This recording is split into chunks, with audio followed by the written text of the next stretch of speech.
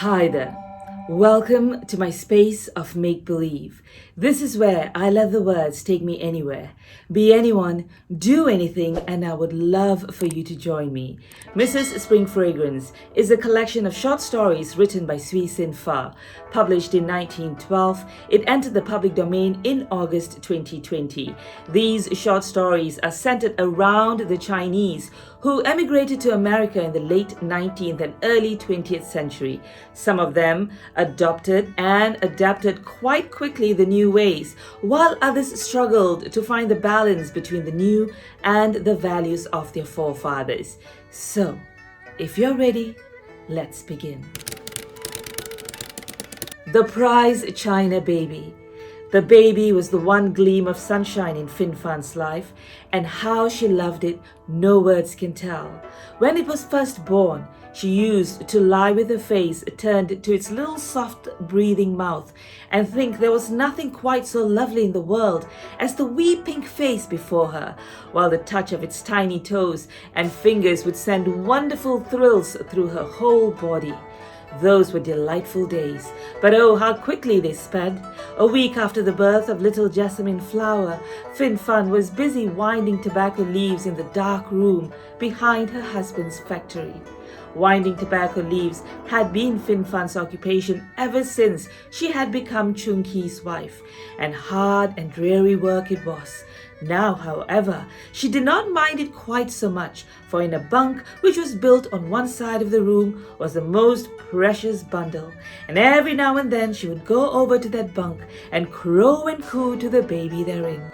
But though Fin Fan prized the child so highly, Jessamine Flower's father rather she had not been born, and considered the babe a nuisance because she took so much of her mother's time. He would rather that Fin Fan spent the hours in winding tobacco leaves than in nursing baby. However, Fin Fan managed to do both, and by dint of getting up very early in the morning and retiring very late at night, made as much money for her husband after baby was born as she ever did before. And it was well for her that was so, as the baby would otherwise have been taken from her and given to some other more fortunate woman. Not that Fin Fan considered herself unfortunate. Oh no, she had been a hard-working little slave all her life, and after her mistress sold her to be wife to Chung Ki, she never dreamt of complaining, because though a wife, she was still a slave. When Jessamine Flower was about 6 months old, one of the ladies of the mission, in making her round of Chinatown, ran in to see Fin Fan and her baby. "What a beautiful child!" exclaimed the lady. "And oh, how cunning!" she continued, noting the amulets on the little ankles and wrists, the tiny quilted vest, and gay little trousers in which Fin Fan had arrayed her treasure. Fin Fan sat still and shyly smiled, rubbing her chin slowly against the baby's round cheek. Fin Fan was scarcely more than a child herself in years. "Oh, I want to ask you, dear little mother," said the lady, "if you will not send your little one to the Chinese baby show, which we're going to have on Christmas Eve in the Presbyterian Mission schoolroom." Fin Fan's eyes brightened. "What do you think? That my baby get a prize?" she asked hesitatingly. "I think so indeed," answered the lady, feeling the tiny, perfectly shaped limbs and peeping into the brightest of black eyes. From that day until Christmas Eve, Fin Fan thought of nothing but the baby show. She would be there with her baby, and if it won a prize, why, perhaps its father might be got to regard it with more favor, so that he would not frown so blackly and mutter under his breath at the slightest cry or coo. On the morning of Christmas Eve, Chung Ki brought into Fin Fan's room a great bundle of tobacco, which he declared had to be rolled by the evening, and when it was time to start for the show, the work was not nearly finished. However, Fin Fan dressed her baby, rolled it in a shawl, and with it in her arms, stealthily left the place. It was a bright scene that greeted her upon arrival at the mission house. The little competitors, in the enclosure that had been arranged for them, presented a peculiarly gorgeous appearance. All had been carefully prepared for the beauty test and looked as pretty as possible, though in some cases bejeweled headdresses and voluminous silken garments almost hid the competitors.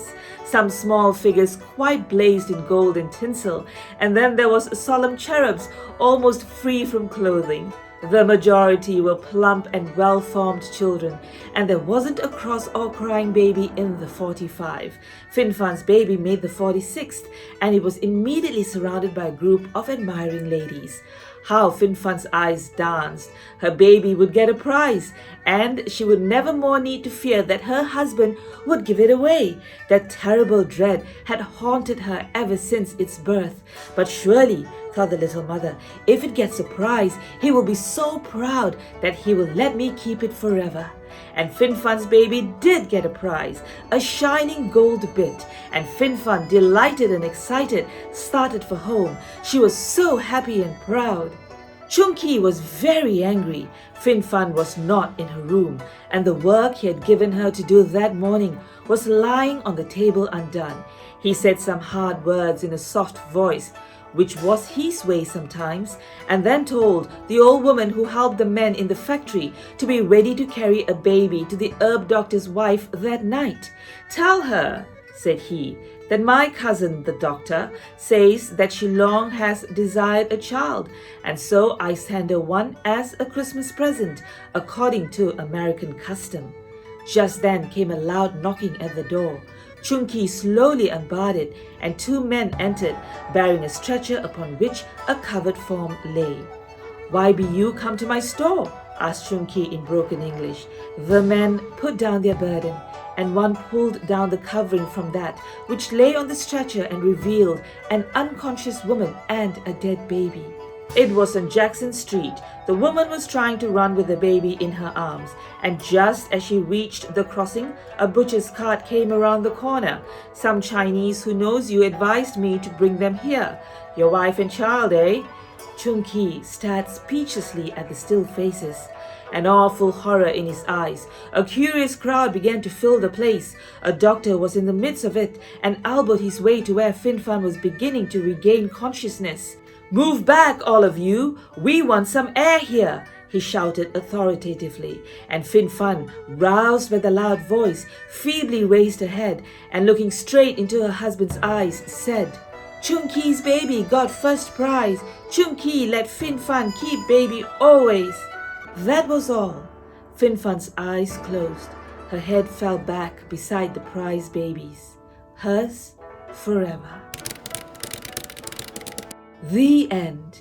Be careful what you wish for, lest it be given to you. And there's a tale of gloom and doom. Thank you for joining me today. I truly appreciate your company. For what's a storyteller with no one listening to her? Till next time, go grab a book to read or a pen to write, and let your imagination take you anywhere. Be anyone, do anything.